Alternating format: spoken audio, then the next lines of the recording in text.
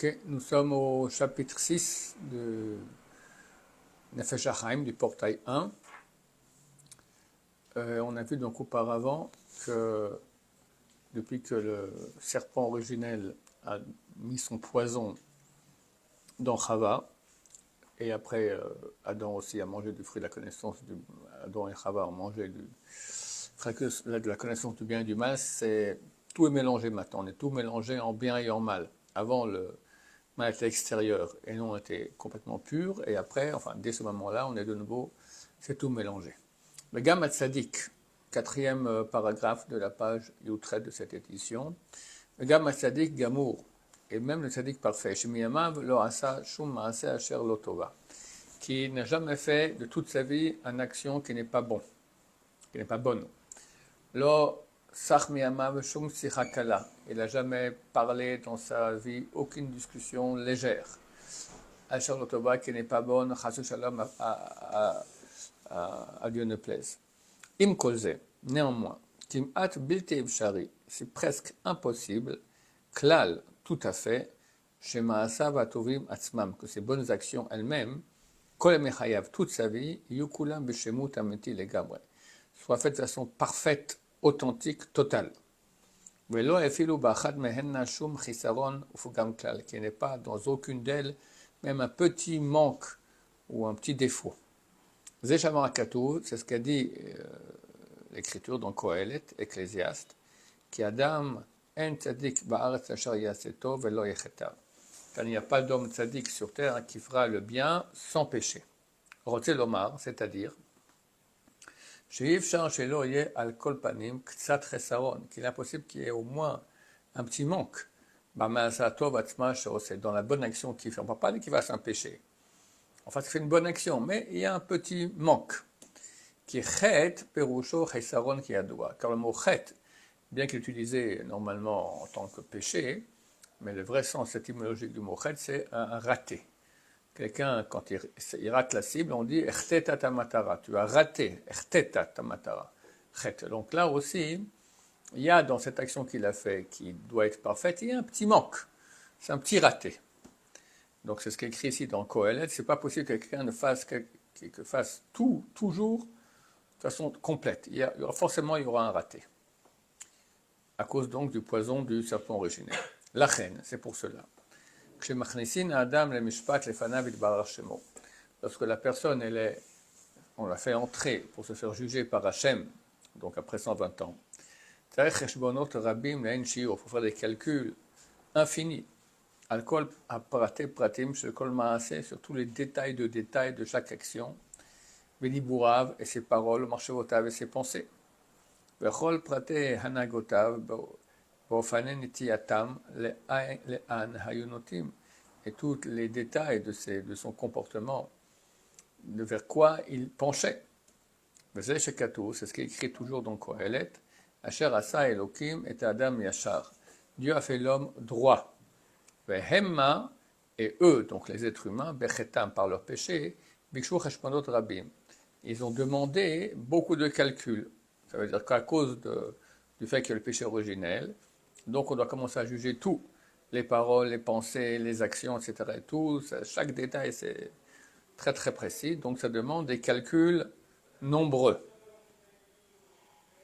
Venimshach ha'inyan ken ad et matan Torah. Et ça a duré ainsi jusqu'au moment du don de la Torah. Shaz paska ota hazohama metocham. Qu'à ce moment-là, le poison du serpent originel, elle a cessé d'agir en eux. Comme ils ont dit Chazal, et c'est pour ça qu'après, lorsqu'il y a eu le péché du veau d'or, Amou Chazal, les sages Israël ont dit, Sheba Satan ve'irbev, que le Satan est venu, il a mélangé. Qu'est-ce qu'il a mélangé?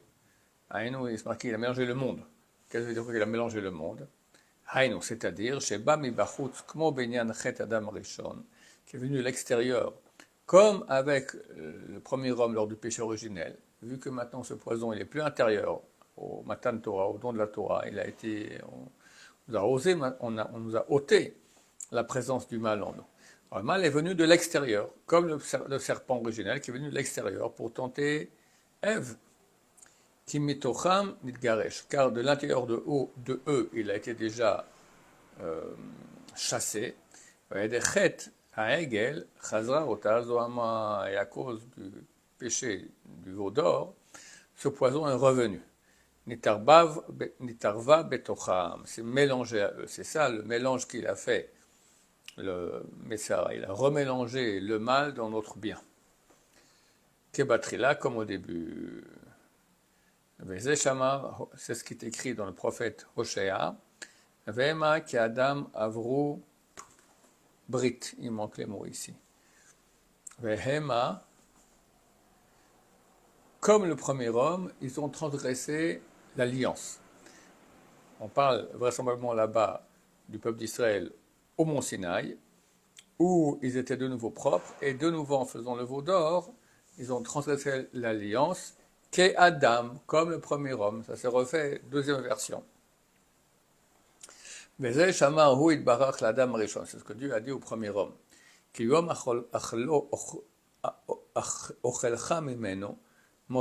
le jour où tu en mangeras, donc le fruit de la connaissance du bien et du mal, tu mourras.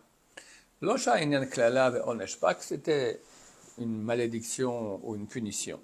Car de Dieu ne sort pas du mal. Et la perusho, mais l'explication elle est, par le fait que tu vas en manger, va se mélanger à toi le poison du mal, il n'y aura pas de moyen de la séparer de toi, pour que tu aies du bien. On ne veut pas rester pour l'éternité avec ce poison en nous, donc on veut qu'on nous l'extrait ce poison, pour te faire du bien dans ton futur. Si ce n'est, seulement de se débarrasser de ce poison-là, c'est par la mort et la pourriture dans la tombe. C'est aussi ce que Dieu a dit après.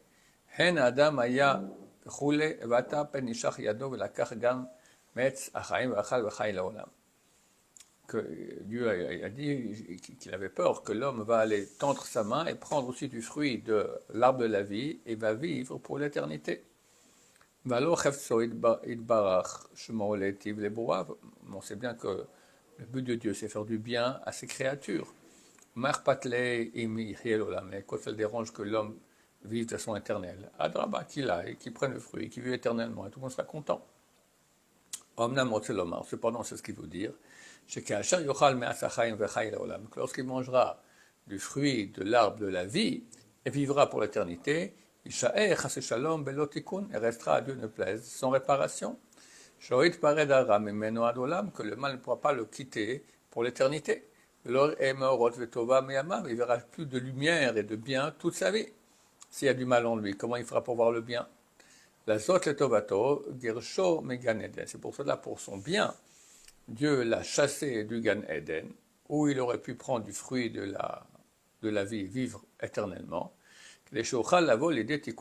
pour qu'il puisse arriver à faire sa propre réparation. Il mourra, et comme ça, le mal pourra se séparer de lui, par la mort et la pourriture dans la tombe. Et ça, c'est ce qui concerne les quatre qui sont morts à cause du serpent. Donc il y a 4 personnes qui n'ont jamais fait aucun péché. Ils sont quand même morts. Pourquoi ils mourraient s'ils n'ont fait aucun péché? Alors on dit qu'ils sont morts à cause du serpent. Bien qu'ils n'avaient aucun péché eux-mêmes,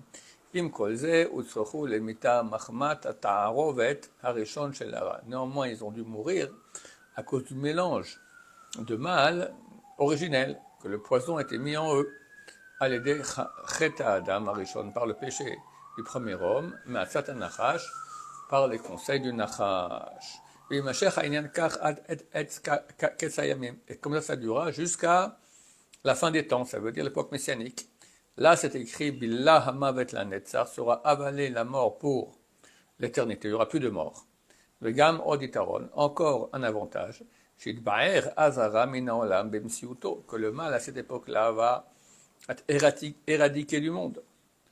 Comme c'est écrit, l'esprit de la Touma d'impureté, je le passerai du monde. Voilà, on va s'arrêter ici. Baruch Adonai, l'olam, amen va amen.